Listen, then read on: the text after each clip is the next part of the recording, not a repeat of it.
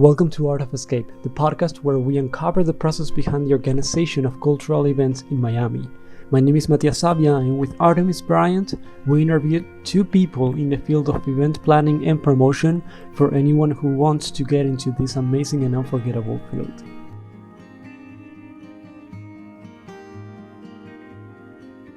Yeah, thank you so much for joining us today. So first of all, I want to ask you a little bit about you, about your organization. So can you tell us a little bit about how you got started with this project that you have? What sparked that basically motivation to start this organization, and what is it about for people to know? So, Maya and I actually both grew up in South Florida, and we always loved to attend local events, pop-ups, and find different freebies. And of course, South Florida is such a well-known area and it's growing every day. So that meant there were so many cool events happening that we couldn't find out about until they were wrapped up. For like a while, we talked about starting an events page to be a resource for the community so they could have the opportunity to attend these events and have an encompassing guide for South Florida instead of focusing on Miami-Dade or Broward. So we brought that together. It was an idea of the two of you since the beginning, correct? Yeah. That is we cool. Always talked about it. That is cool. That is cool. How long have you been friends, by the way? Oh my gosh, we always argue about this. I think it was like 3 or 4. I had just moved to South Florida. I think I was like 3 or 4 years old, and she was one of my first friends. So how do you come up with the name of this organization, which is SoFlo PopUps, for the people who don't know? Yeah, so we didn't want to limit ourselves to one city since Aarzoo is based in Miami-Dade and I'm based in Broward. And we always attended events in both areas. So SoFlo like felt perfect because it covered everything in between. And while there's plenty of pages for events and activities, we noticed that like pop-ups weren't getting much attention. So we wanted to spotlight that. Yeah, and we originally thought to focus on pop-ups and found that there were just so many other amazing events happening in the area that everybody in the community should know about. So while we kept SoFlo pop-ups, we focus on events and other unique experiences in addition. So since you have known each other for a while and you have been best friends for a while, have that influenced the way in which you manage this organization, as if you were managing it with another type of teammate or friend? I think being best friends and growing up together, we definitely have similar interests. Um, and we also enjoy going to different events at the same time. We look for a variety of things taking place to accommodate like varying interests. So that kind of like is what sways us on how we run this page. We kind of look at it from what do we want to do together? What do we want to do, on our own? Like just we like to find a variety of things. But we also look at it from the perspective of, best friends and what they would like to do together. Like what are some cool things to do with your best friend? What are cool things to do with your groups of friends? So that's kind of how we decide what to put on our page. So being best friends definitely affects the way we run our page. Yeah, and knowing each other for so long, like we've established trust with each other. Sometimes we always just know what the other is thinking too. And we also know that we're going to communicate our visions for the page and where we want to go. So it's great doing this together, and it really sums up our favorite parts of our friendship. When managing the organization or the things that you do each of you have like a specific task that you always manage, or do you like alter the different responsibilities between each other? It's a little bit of both. We switch off on creating content and managing different parts of the page. We both work in marketing, so we bring different strengths. Aarzoo like specifically works in social media, and she really helped shape like the brand identity and the content style we do. And I have a background in PR and partnerships, so I help like grow our network and grow our community and focus kind of more on that partnership side alongside whatever content that we create. Um, and it's been really great this process of doing this page because we've been able to like learn from each other in our respective areas of expertise, and we've seen it kind of come together in this page. So the page is really representative of us. Since you said about marketing, the marketing of your page is amazing. For anyone like listening this, they should go visit the page because it looks really good. So Did you study marketing before, each of you? Did you have any knowledge of marketing techniques before?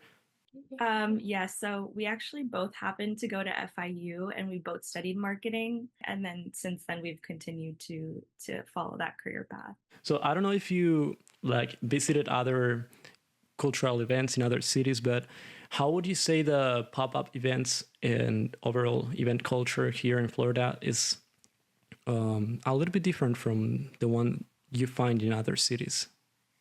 Yeah, I think that's a great question. We actually have done pop-ups in other cities, but South Florida's energy is just, it's unmatched. It's such a creative hub for art, fashion, culture, wellness, and food. And we also got rated like the top city for food not too long ago.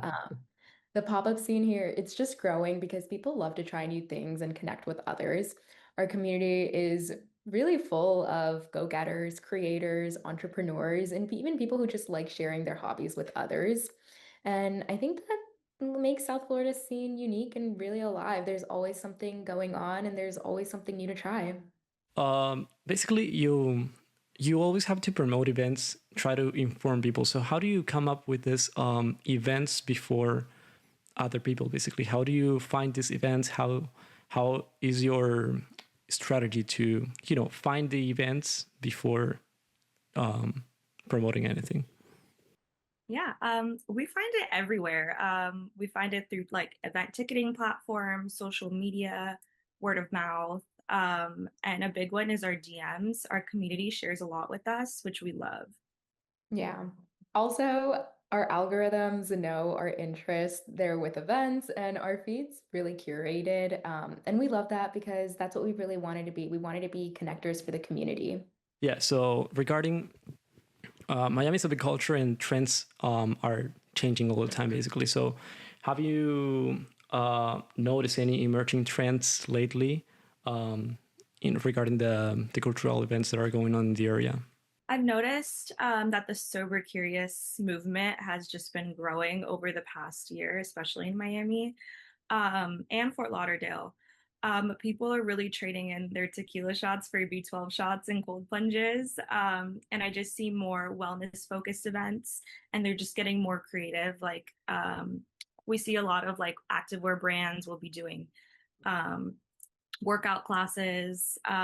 We see that a lot of like cold plunging and like mat Pilates outside and different med spas or, different vendors will come in and they'll all collaborate together, which is so cool. And of course, the party scene is still strong, but the balance between fun and wellness is kind of becoming the new trend. Nice. So would you say those are the most popular in terms of the engagement that you have on social media and on the platforms from the people? Those are the type of events that have the most engagement and like reception from the people, or is there any other type of events that? Yeah, so definitely we'd say the bigger brand pop-ups that like especially the ones in like the beauty and the fashion industry, brands like Gisou or Rare Beauty, they always get people excited. But we can't discount local businesses because people love to know what's happening in the matcha and coffee scene, and they're always collaborating with other brands to feature music, wellness, crafts, and so many other things as well.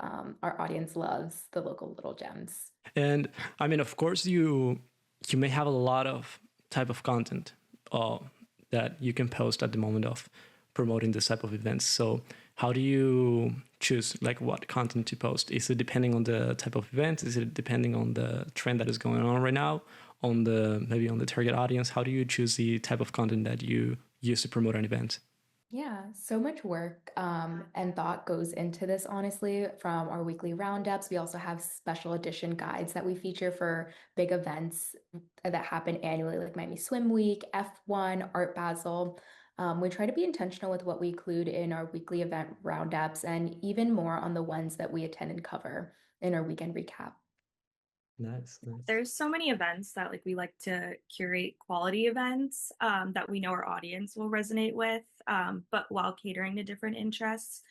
And then from there, we'll collect all the details, we'll share with our community. Then how can someone new in the area use your page to dive into the local scene, basically? It's super easy. We post weekly roundups highlighting events from Miami all the way to West Palm Beach, and the event guides for big events where people are often traveling in for, so they might not be familiar with the area, but we give them the rundown that they need. We also include like links to all of our events on our Instagram highlights tab so our audience can find additional details. And then it's kind of easy as that. We try to make it pretty user friendly and easy to find everything in one place. And how has the page overall evolved since the moment that you started this? Yeah, so we started focusing on the bigger brand pop-ups originally, and now we love spotlighting local businesses and smaller community gems that might not have much awareness, but they're still just as great, and they also deserve all of the love and attention. It's been great connecting with locals and helping them and their events reach more people. Um, and let me ask you one more question. Like, what um, advice would you give for someone who want to get into this field, basically? I think it definitely revolves on what you're passionate about too. For mine, the problem we were running into was that there were event guides for Miami and there was event guides for West Palm Beach and Broward County, but we're from the overall South Florida area, so we were going everywhere, honestly. And we wanted to solve that problem, and that was our niche for ourselves. So I really think it would be focusing on what you're passionate about, finding your niche, and finding how you connect most to the community. I think like to second what Aarzoo says, like authenticity is really important. All these things that we're doing, we're putting so much energy behind it, but it's also things that we just enjoy doing. So, and I think anyone who enters this space, people will see that like authenticity and what you're actually interested in because of what you put forward. So I think it's really important to remain authentic to like who you are. I think someone's page should be an extension of who they are. So I love your concept. I love your mission, and just thank you so much for sharing your thoughts, your mission with us here in our podcast. And yes, if people want to follow you, how is your Instagram? So for if people want to follow you and get in contact with you, how would be your social media accounts? Our social media handles are SoFlo.popups on both TikTok and Instagram. So that's SoFlo.POPUPS on both Instagram and TikTok. Awesome. Well, thank you so much, the two of you, for your time. And for everyone else watching, we hope to see you next time for another episode. Thank Thanks so you. much for having us. Yeah, that was great.